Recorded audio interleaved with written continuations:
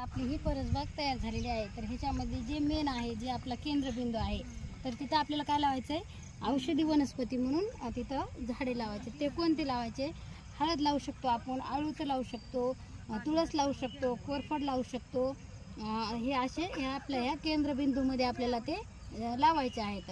त्याच्यानंतर हे आपला 2 नंबरचं म्हणजे एक सुरुवातीचा वाफा नंबर 1. तर ह्याच्यामध्ये काय करायचं, आपल्याला पालेभाज्या वर्गीय भाज्या लावायच्या. आता त्याच्यानंतरचा जो हे आपला आहे वाफा, तर ह्या वाफ्यामध्ये कोणत्या आपल्याला की फळभाज्या त्या आहेत त्या वनस्पती लावायच्यात. म्हणजे त्या कशा की भेंडी, वांगे, गवार, त्या अशा ज्या आहेत पालेभाज्या फळभाज्यामध्ये मोडतात त्या वस्तू इथं लावायच्यात.